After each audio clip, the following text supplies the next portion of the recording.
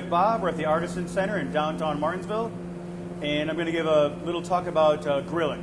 We all cook outside. We grill steaks. I've seasoned up some steaks and a little bit of chicken, and we're gonna cook them today for you.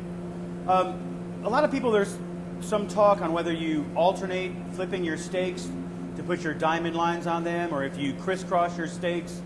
So I think most people I talk to, they move their steaks to put the diamond lines on. I like to alternate flip my steaks. That's a technique I use. You can see right now I've started one, and if you throw the steak on the grill, I'll grab one here, and you throw the steak on the grill, the lines run up and down on the charbroiler, so throw your steak on at a bit of an angle. See, all three of these steaks are on at a bit of an angle, and so is the chicken. And then basically what I do is when the steak, I'll alternate flipping the steak back and forth. I won't crisscross the line. So when I go to flip a steak for the first time, I throw it so all the lines run up and down. When I flip a steak for the second time, I then flip it so that the lines run sideways.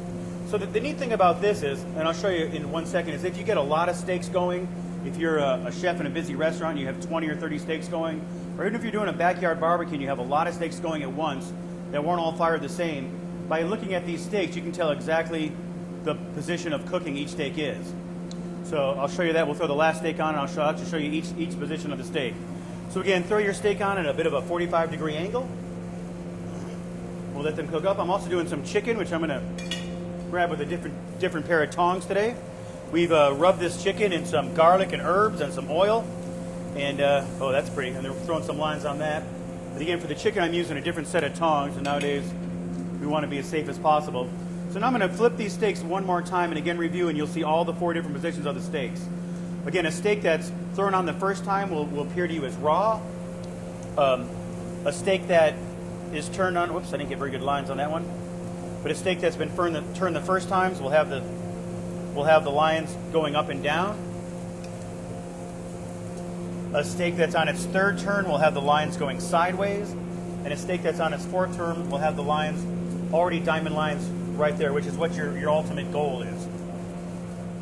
So these are the 4 different positions of the steaks. First on the grill, this is on its first turn. Didn't get really good lines on that one, but the lines are running up and down. The third turn, the lines are running sideways, and if it looks like it's ready to eat, and that one will be shortly, you see all the diamond marks on there. And a lot of people ask me, well, how do you know when the steak's done? I like medium rare, I like medium. How do you know when it's at that? And of course, you can lightly touch the steak, and there's a hand test a lot of chefs will do where in the softer part of your hand, that is the rare or the medium rare, and then you get into the firmer part of your hand right here, that would be medium or medium well. So when you touch the steak, you're looking for the firmness of the steak. As the steak cooks and all the juice runs out of the steak's going to get firmer and firmer. And as the steak has a lot of juice still in it, it's going to be fairly soft to the touch. So this steak here is coming up on medium rare. Now we can catch the other steaks up on their turns. This one here will probably have a better set of lines. It does. So again, the first set of lines run up and down.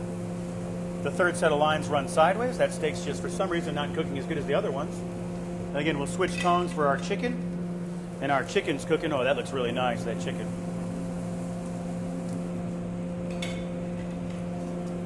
All right, so when it's in this position, you can see all the lines. Most of these steaks are basically in the ready-to-eat position.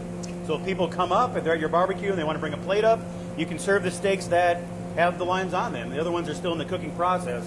So you can joke and tell stories while you're barbecuing. You don't have to worry about the position all your steaks are in.